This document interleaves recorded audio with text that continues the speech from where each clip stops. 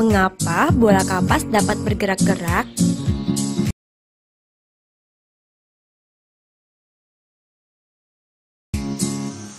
Halo Fadil. Halo Arik.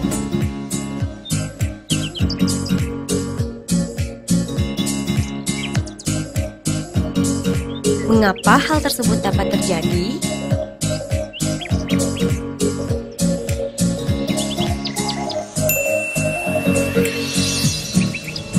Halo Sobat X-Science, jumpa kembali bersama Kak Herman dalam program kesayangan kita, X-Science, Eksplorasi Sains.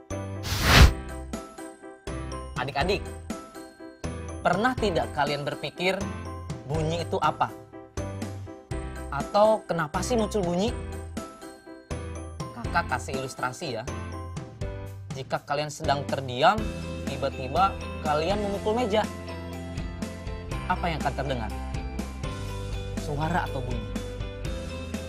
Atau ketika kalian terdiam, ada nyamuk terngiang di dekat telinga kita. Apa yang terdengar? Bunyi atau suara.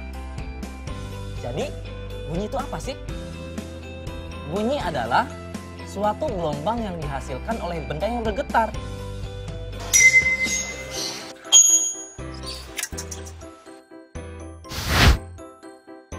Adik-adik, ternyata bunyi itu memiliki sifat-sifat tertentu. Apa aja sih sifat-sifat bunyi? Yang pertama, bunyi merambat memerlukan medium. Perambatan bunyi dapat terjadi lewat medium, baik itu padat, cair, maupun gas. Namun, bunyi tidak dapat merambat di ruang hampa karena tidak ada medium di ruang hampa. Yang kedua, bunyi dapat dibiaskan. Pastinya adik-adik pernah mendengar suara petir kan?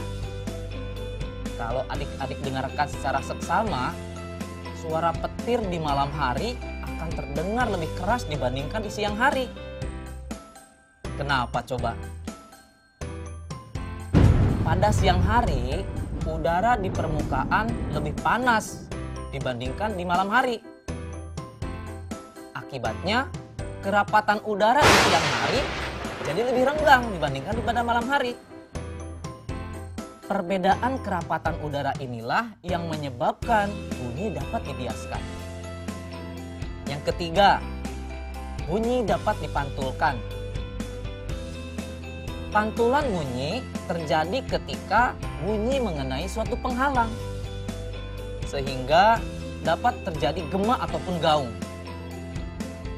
Gema, gaung, apa itu gema? Apa itu gaung? Gema merupakan bunyi pantul yang terdengar jelas. Contohnya, ketika adik-adik berteriak di tepi tebing, nanti akan terdengar dengan jelas.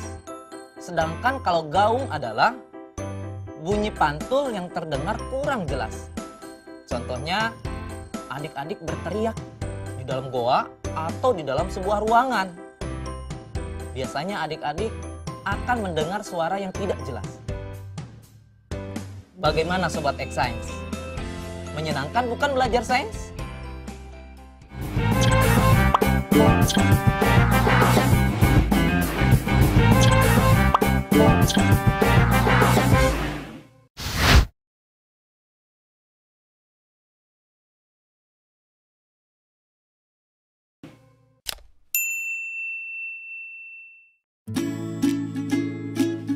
Hey, aku punya pertanyaan nih buat kalian. Bagaimana caranya mematahkan pensil ini dengan hanya mengeluarkan tenaga yang sangat sedikit? Gampang kok, tinggal taruh di jalan, ntar ada mobil lewat. Patah juga kok. Dilindas maksudmu? Iya, nggak usah pakai tenaga lebih.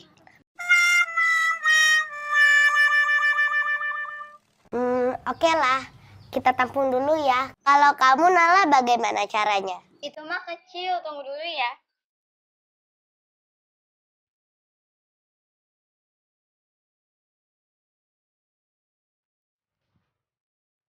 Perhatiin ya.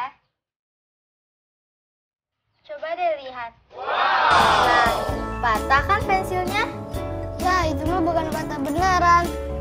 Iya sih, bukan patah beneran, tapi kamu jenius. Pemenangnya adalah Nala. Halo Sobat X-Science, jumpa kembali bersama Kak Herman dalam program kesayangan kita, X-Science, Eksplorasi Sains. Adik-adik, pernah tidak adik-adik mengalami ketika sedang belajar, tiba-tiba listrik mati? Suasana jadi gelap. Dilanjutkan tidak kira-kira belajarnya? Tidak. Karena apa? Ketika adik-adik sedang belajar, adik-adik butuh cahaya. Adik-adik tahu tidak cahaya itu apa? Cahaya adalah energi berbentuk gelombang elektromagnetik yang tidak membutuhkan medium dalam perambatannya. Benda yang dapat memancarkan cahaya disebut sumber cahaya. Adik-adik tahu tidak? Sumber cahaya di tata surya kita yang paling besar adalah matahari. Jarak matahari dan bumi kurang lebih 149,6 juta kilometer. Jauh sekali ya. Namun, cahaya matahari bisa sampai ke bumi loh. Padahal, ruang angkasa adalah wilayah yang ruang hampa. Hal ini membuktikan bahwa gelombang cahaya dapat merambat tanpa perlu medium.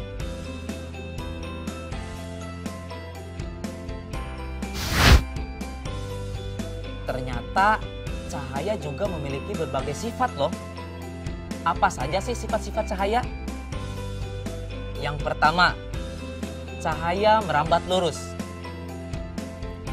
Adik-adik pernah tidak berada dalam satu ruangan? Di ruangan tersebut ada sebuah celah. Dari luar ada tampak berkas cahaya yang masuk ke dalam ruangan.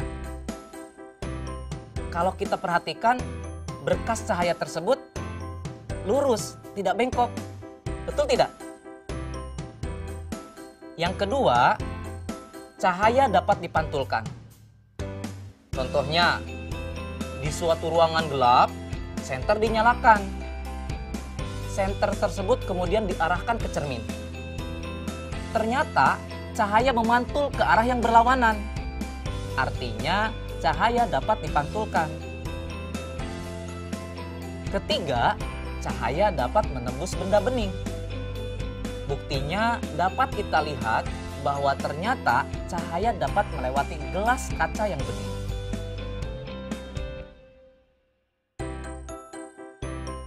Keempat, cahaya dapat dibiaskan.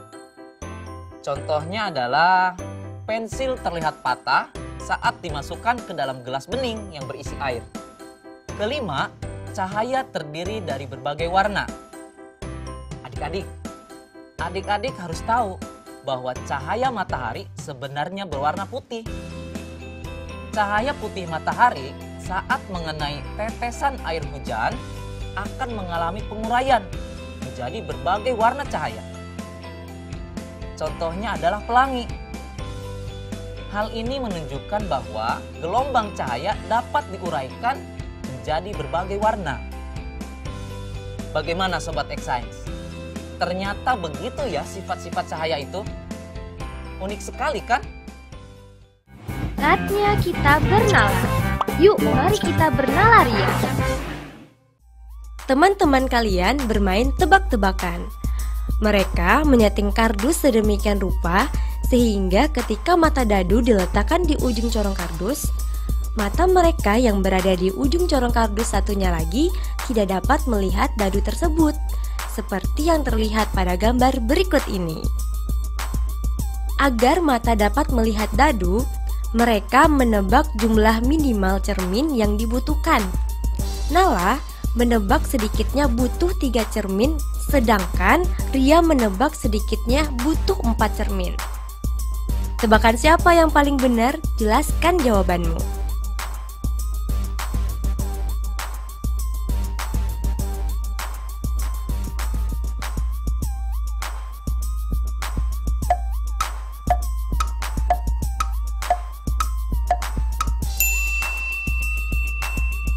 Tebakan yang paling benar adalah tebakan Ria. Mengapa demikian? Perhatikan gambar berikut ini.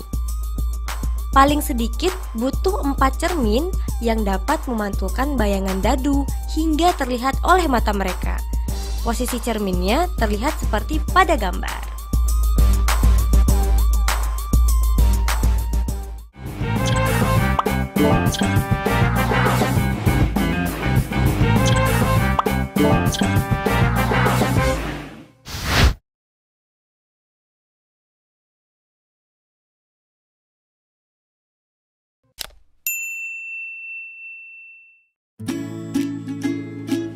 Kok aku ganteng ya? Ya, ganteng dari kejauhan. Waduh, cobalah sekali-sekali kamu puji aku. Ya, kamu tau lah, aku orangnya jujur. Coba sini, aku lihat di cermin. Tuh kan, cermin aja jujur.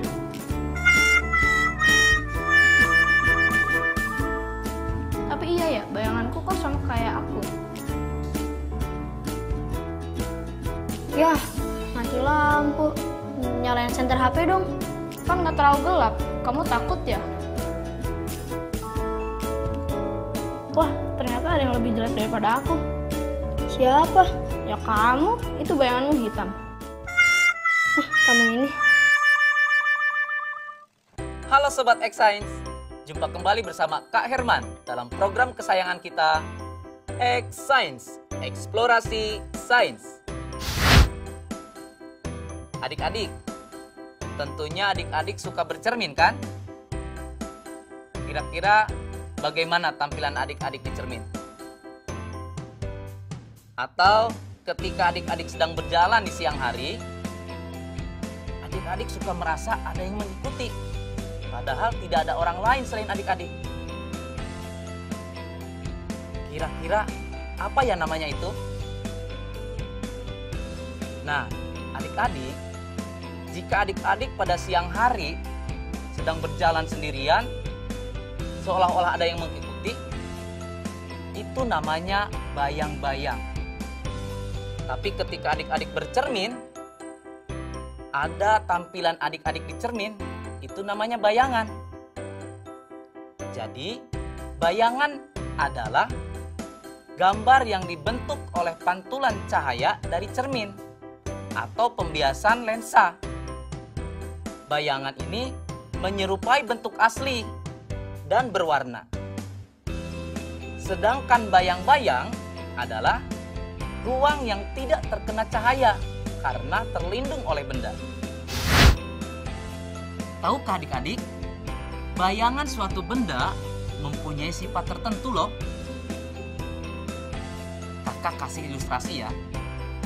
Jika adik-adik bercermin di cermin yang datar, bayangan yang terbentuk seperti apa kira-kira?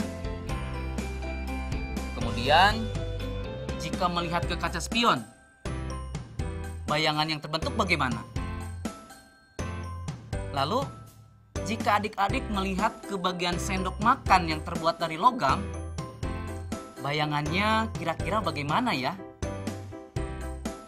Nah adik-adik, dari ilustrasi tersebut, ternyata sifat bayangan suatu benda itu berbeda-beda, bergantung pada cermin yang digunakan.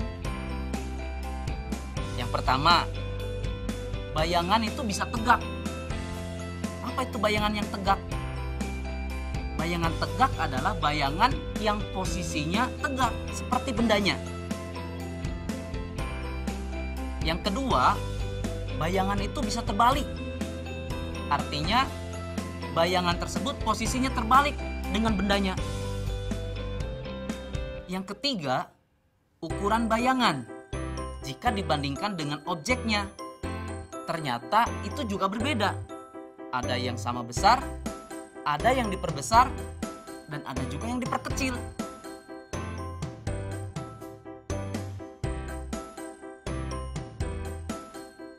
Keempat, bayangan itu bisa nyata ataupun bisa maya.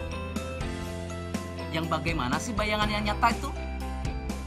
Bayangan yang nyata itu adalah bayangan yang bisa ditangkap oleh layar. Sedangkan bayangan yang maya, bayangan yang tidak dapat ditangkap oleh layar. Saatnya kita bernalar. Yuk, mari kita bernalar ya.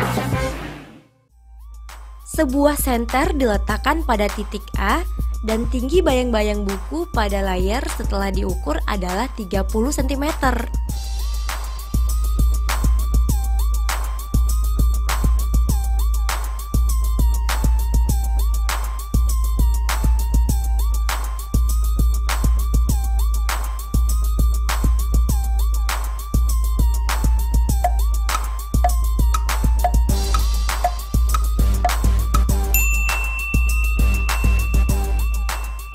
Nah adik-adik, beginilah jawaban dari soal nalar yang tadi diberikan.